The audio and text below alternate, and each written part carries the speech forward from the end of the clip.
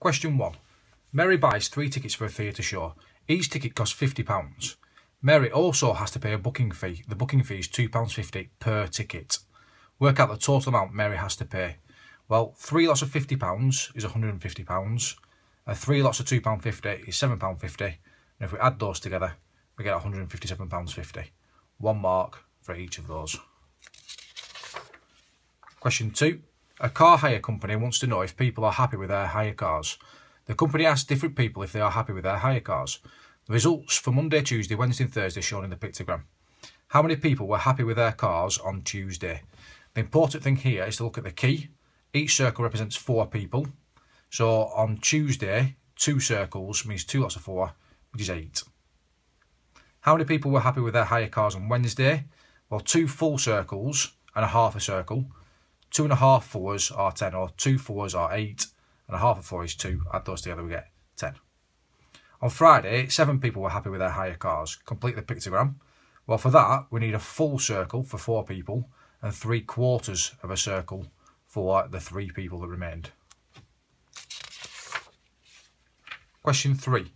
Here's a clock in a school. School starts 15 minutes earlier than the time shown on the clock. What time does school start? Well, currently it's at 5 to 9. So if we go back 15 minutes, that's 10 to, quarter to, 22. So 8:40. The first lesson ends 45 minutes after the time shown on the clock. What time does the first lesson end? Well, 45 minutes. If we use 5 minutes to get to 9 o'clock, then another 40 minutes will take us around to 9:40. Part B, school finishes at 3:20. Write 3:20 using the 24-hour clock. Well, we use 12 hours up until midday, and then after that we continue. So 1 o'clock is 1300, 2 o'clock is 1400, and 3 o'clock is 1500. Or we just add 12 to the hours there. So that's 1520. Question 4. If A is 5 and B is 3, work out the value of 4A plus 2B. Well, 4 times 5, add 2 times 3 is 20, add 6, which is 26. Question 5. Use 2 of these digits to make the smallest possible 2-digit number. We want the smallest number to be in the tens column, then the next smallest number to be in the units column, so 23. Use 3 of these digits to make a 3-digit number which is closest to 300. Well, we have 2 possible answers here. We can have 284, gets us very close, or we can have 324, will get us very close on the top end of 300. This is 16 away, and 324 will be 24 away. So the answer is 284. Here are 4 different digits. Put 1 digit in each box to make the largest total. You may only use each digit once. The key here is to have the 9 and the 7 in both tens columns, so that it will give us the biggest possible. The units can then be filled up by either the 1 or the 5. It doesn't matter which way around we go. We could have also had 75 and 91 the opposite way around. So the total would be 166 no matter which way you did that. Question 6. Here is a fair 4-sided spinner. Lily will spin the spinner once. The spinner will land on one of the 4 colours. On the probability scale, mark with a cross the probability that it will land on green. Green section is a quarter of the full spinner. So a quarter is a half of a half, so just there. Part B, on the probability scale, mark with an X the probability that the spinner will land on blue. Well, 2 quarters, 2 out of the 4 are blue, which is the same as a half. And the probability that it will land on yellow, there are no yellows, so the probability is 0 or impossible. Question 7. Here is a cuboid. The following sentences are about cuboids. Complete each sentence by writing the correct number in the gap. A cuboid has so many faces. Well, the faces are the sides that make up the cuboid. So the answer is 6. Top, bottom, left, right, front and back. A cuboid also has 12 edges. The edges are the lines that we use to draw the cuboid. So if we count all these lines up here, there are 12 edges. And a cuboid has 8 vertices. Vertices are corners. So 1, 2, 3, 4, 5, 6, 7, 8. Here is a different cuboid. Work out its volume. To work out the volume of a cuboid, you find the area of the front, which is 10 times 3. And times it by how far back it goes, which is 4. So 30 times 4 is 120. Question 8, work out the following. We must use BIDMAS here. So here we must do division first. So 15 divided by 5 first is 3. Add on the 7, gives us 10. Again, we must use BIDMAS here first. So in BIDMAS, multiplication comes first. So we're going to do 2 add 14, which is 7 times 2, which gives us 16. Here, we need to know that adding a negative number is like subtracting. So minus 5 take away 6 will give us minus 11. And here, we need to know that subtracting a negative number is like adding. So 14 add 3 will give us 17. Add brackets to make this statement correct. Well, here, without the brackets, we'd have to do the multiplication first, then the addition and the subtraction. We actually want to do the addition first here, so we need brackets around the addition. So 3 add 1 would be 4, times by 2 then would be 8, and 12 take away 8 would be 4. Why does a quarter equal 2/8? You can either show this saying that you have to, if you multiply top and bottom by 2, it gives us 2/8, which is an equivalent fraction, or we could draw a picture. Here's a picture cut into quarters. There is 1 quarter coloured in, and then if I split that into eighths as well, you can see that a quarter is the same as 2/8.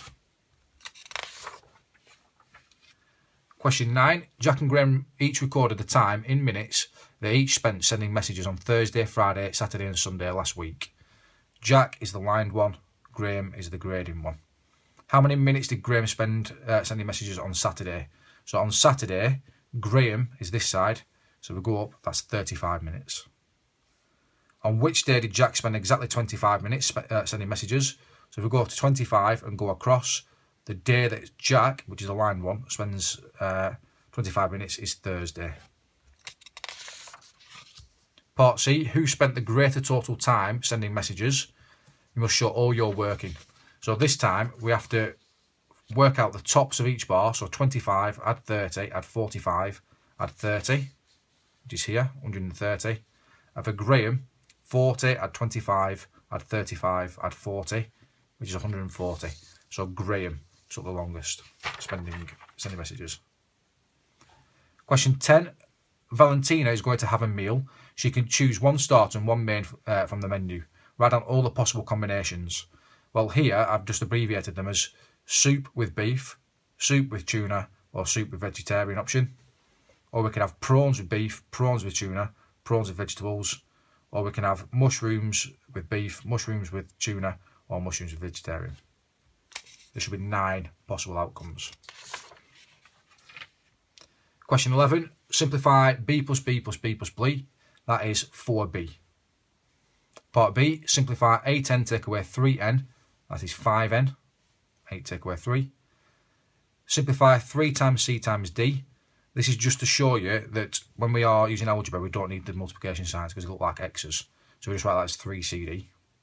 And simplify this. Put the x's together. 3x add 2x is 5x. And 7y take away y is 6y plus 6y's. Here are 5 cards. There's a whole number from 0 to 9 on each card. That's really important. It's from 0 to 9. The number on the last card is hidden. The range of the 5 numbers is 6. Write down the number on the last card. Well, at the moment, the smallest number is 4. So if this was a large number, that would have to be 10 to give us a range of 6. But because it's from 0 to 9, we have to look at the biggest number, which is 8, and take 6 off that to get down to 2. So the answer is 2. Here's a different set of 5 cards. There's a different whole number from 0 to 9 on each card. That's very important, they're all different. The number on the last card is hidden. The median of the 4 numbers, of the 5 cards, is 4.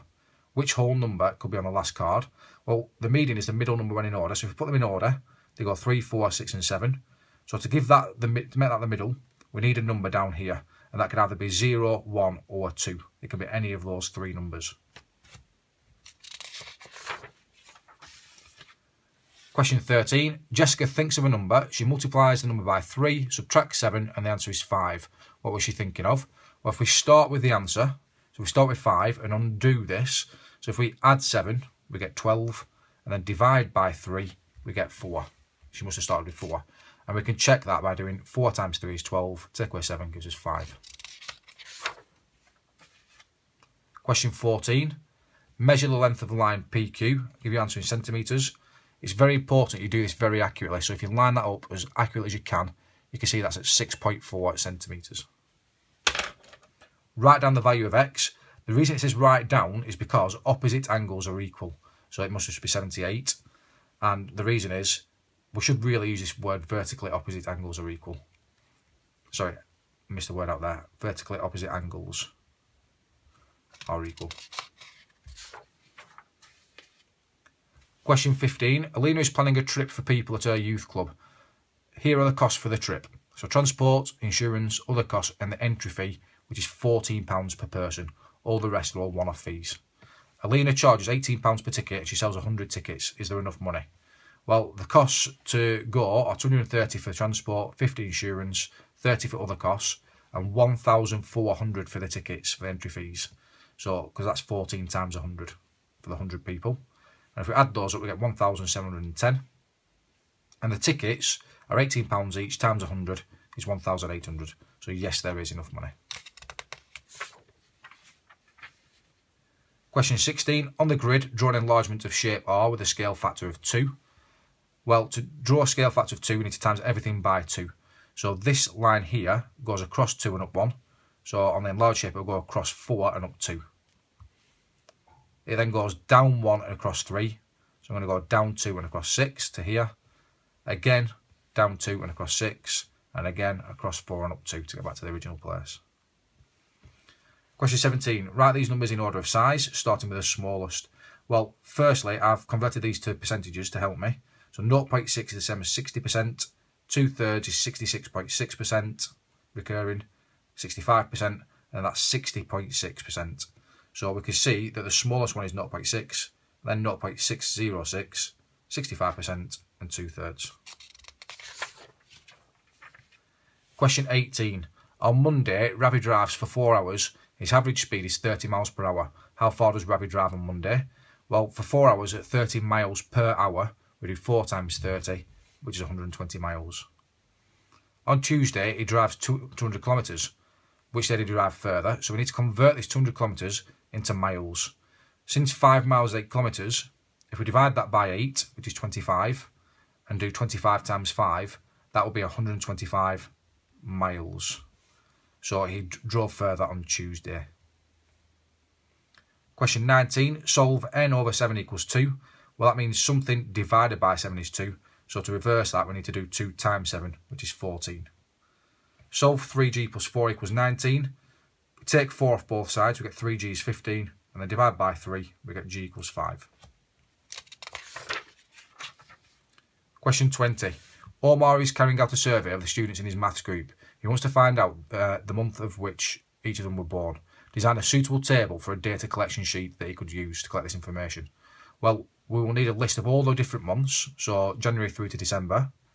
We will need a section for tallying up for each one, and the important part is that there's a frequency section where we can count up the tally. This is not a question or a questionnaire, this is a data collection sheet. That's why there's a tally and a frequency. Question 21. Make an accurate drawing of an equilateral triangle of side length 5. To do this, draw a line 5 centimetres long with a ruler and a pencil. You can see exactly 5. Once you've got that, you can then take your compass, put it at one side of the line and open it to the other. That means your compass will be at 5 centimetres and draw an arc. Then put it at the other side and draw an arc. And where these two cross will mean that this line and this line are also 5 centimetres. So that is our triangle. Do not rub these construction marks out. That's you working out. Question 22. Here is a rule for working out the area of a triangle. Multiply the base by the height and then divide by 2. A triangle has a base of 12 and a height of 6. Use the rule to work out the area of a triangle. So 12 times 6 and then divide by 2. 12 times 6 is 72. Divide that by 2, we get 36. A different triangle has an area of 55 and a height of 11. Work out the base. Well, this means 11 times something divided by 2 is 55. So if we times this by 2, it means 11 times something must be 110. So 11 times 10 is 110. Question 23. Translate shape A by the vector -3, 2. For this, just choose any corner. I've chosen the bottom left. And the vector tells us to move left 3 and up 2. So the top number is left and right, negative left, positive right.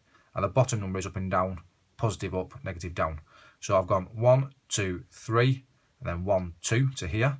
That was the bottom left corner of my original shape, so I need to draw that in as the bottom left corner of my new shape. It is really important to count squares to make sure that this shape is exactly that shape, or perhaps even use tracing paper. Part B, describe fully the single transformation that maps Q onto R. So we are getting from Q to R. It is obvious here that this is turned up from there to there, so this must be a rotation. The first mark is for writing the word rotation. We can see that it has gone from pointing right to pointing up, so that's a 90-degree turn, and it's gone from there to there, so that must be anti-clockwise, so 90 degrees anti-clockwise. The difficulty is finding the centre of rotation. Simply put your tracing paper on, draw around Q, and the centre of rotation will be somewhere around here. You can just try those different places out, and you'll find that it's at 0, 0. Question 24. The diagram shows the floor of a village hall. The caretaker needs to polish the floor. 1 tin of polish is £19 and 1 tin of polish covers 12 metres squared. There is a discount of 30% off for the cost of polish, and the caretaker is £130. Does he have enough to complete the floor? Well, first of all, we need the area of the floor. So this section here, I've split it into two. This will be 8 by 9, which is 72. And this, if that's 16 and that's 9, then this must be 7. And 7 times 6 is 42. So the total area of the floor is 72 add 42, which is 114. If we divide that by 12, because each tin covers 12 metres squared, then we will need 11 12s aren't enough. Sorry, 9 12s aren't enough, which is 108. So 10 12s, which is 120, is what we're going to have to buy. We're going to have to buy 10 tins to cover the floor. We can't possibly buy just half a tin. So 10 tins at £19 each. 10 times 19 is 190. We then need to take off the 30% discount. So 10% of 190 is 19. So 30%, we just times that by 3, we get £57. And if we take £57 off here, we need to borrow 1 here. So 10 take away 7 is 3. 8 take away 5 is 3. And 1 take away nothing is 1. It will cost £133. Therefore, he cannot afford it. Question 25. Julie is investigating how much exercise people do in a week. She uses these two questionnaires questions in a questionnaire. What is your age with these option boxes, and how much exercise do you do with these option boxes? Write down one thing wrong with each one. Well, on the first one, the problem is that the boxes overlap.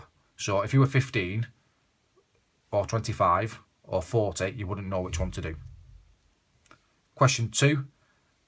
The options are open to opinion. So a bit, some and a lot could be different to different people. So you need to be specific. And also there's no time frame on here. So you could say, you really need to say how much exercise do you do per week or per day. So either of those two would be fine. Julia wants to know how much time people spend exercising. Design a question Julia can use in her questionnaire. So this time we're going to include a time frame. So how much time do you spend exercising per week? This is the important part for 1 mark. And then our option boxes here are going to be in time, so it's specific times. Now the fact that 1 is in each one and 2 is in each one and 3 doesn't matter here, because if you do exactly 1 hour, you just need to decide whether it's just under or just over, and they allow for that in the exam. So 0 to 1, 1 to 2, 2 to 3, and then 3 plus is really important for more than 3 hours. Question 26. On the grid, draw the graph of y equals 3x plus 2, the values of x from -2 to 2. So I'm going to draw a table with x going from -2 to 2. I'm going to substitute these into this equation to give us the answers for y. So 3 times -2 is -6, add 2 is -4. 3 lots of -1 is -3, add 2 is -1. 3 lots of 0 is 0, add 2 is 2. 3 lots of 1 is 3, add 2 is 5. And 3 lots of 2 is 6, add the 2 is 8. We then need to draw axes. For the x-axis, go from -2 to 2. And for the y-axis, need to go from -4 to 8. Now, because it was very thin on the x-axis, I've decided to make it 2 squares for each one on the x-axis, and I've left it as 1 square for each one on the y-axis.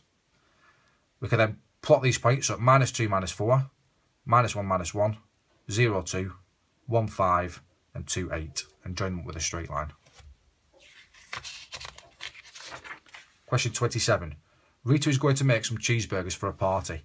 She buys some packets of cheese slices and some boxes of burgers. There are 20 cheese slices in each packet and 12 burgers in each box. Rita buys exactly the same number of cheese slices and burgers. How many packets of cheese slices and how many boxes of burgers does she buy? Well, if we go up in 20s for the cheese slices and up in 12s for the burgers, we can see that she must have bought 60, which is 3 packets of cheese slices and 5 packets, or sorry, boxes of burgers. So 3 cheese slices and 5 burgers. Rita wants to put 1 cheese slice and 1 burger into each bread roll.